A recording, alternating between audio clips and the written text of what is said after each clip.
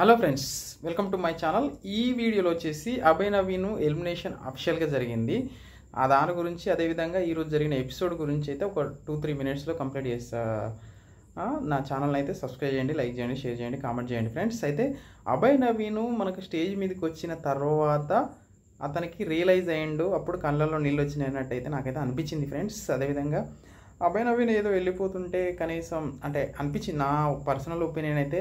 పాపం మంచి కంటెస్టెంట్, మంచి ఇంటెలిజెంట్ కంటెస్టెంట్, కానీ కొందరి వల్ల హౌస్లో కొందరి వల్ల తాను ఎలిమినేట్ అయ్యారా అంటే భజన బ్యాచ్ లాగా. ఇప్పుడు ఎవరైనా ఒక తప్పు చేస్తుంటే ఖచ్చితంగా తప్పును మనకు మీరు ఈ తప్పు చేస్తున్నారని చెప్పి మనం చేసే తప్పును మనకు తెలిసేటట్టు చేసినప్పుడు మనకు అది రియలైజ్ అయ్యి మనము దాన్ని కంట్రోల్ చేసుకోవడానికి అయితే ట్రై చేస్తాము. కానీ అతని ఏజ్ వల్ల కావచ్చు, అందరికంటే కొంచెం పెద్దవాడు, అదేవిధంగా తను స్ట్రాటజీగా ఆడుతున్నానేమో అనుకునే ఒక ఇంటెన్షన్తో ఆ విధంగా మాట్లాడిండు అన్నది మాత్రము మనకైతే కొంచెం అట్లే అనిపించింది. కానీ కొంతమంది మాత్రం ఈ మాట విన్న తర్వాత చాలా నా మీద ఫైర్ అయినా అవ్వచ్చు.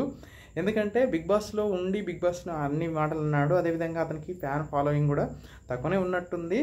అదేవిధంగా లాస్ట్ వీక్లో చూసుకున్నట్లయితే తన పర్ఫార్మెన్స్ కూడా ఆ గుడ్ల టాస్క్, ఆ ప్రభావతి గుడ్ల టాస్క్ వచ్చింది చూడండి, అప్పటి నుంచి అది చాలా చాలా చాలా ప్రాబ్లం అయింది అభయ్ నవీన్కి.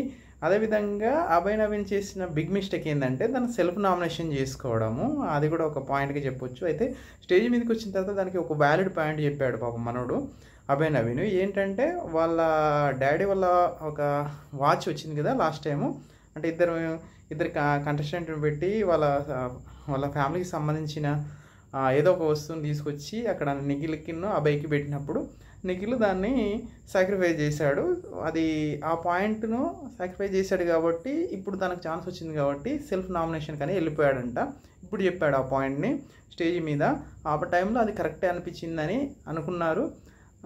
అన్ఫార్చునేట్లీ తర్వాత కొన్ని మాటలు కూడా వదిలిపెట్టాడు, తర్వాత బయటికి రావడం అయితే జరిగింది అఫిషియల్గా. ఇది ఇప్పటి వరకు ఉన్న అప్డేట్ ఫ్రెండ్స్. అయితే వైల్డ్ కార్డ్ ఎంట్రీ వచ్చిన తర్వాత ఏ విధంగా ఉంటుంది ఆట అనేది, ఎంత రసవత్తరంగా ఉంటుంది అనేది మాత్రం దాని నుంచి క్లారిటీగా తెలుసుకుందాము.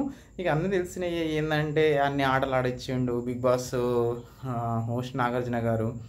అదేవిధంగా ఏంది కొన్ని డ్యాన్స్లు వేయించాడు, అది చేశాడు, ఇది చేశాడు అనేది మాత్రము మనకైతే తెలుస్తుంది ఫ్రెండ్స్. కానీ అభయ్ నవీన్ రియలైజ్ అయ్యిందా, ఇప్పటికైనా రియలైజ్ అవుతాడా బయటికి వెళ్ళిన తర్వాత కూడా అన్నది కూడా పాయింట్ రూపంలో కామెంట్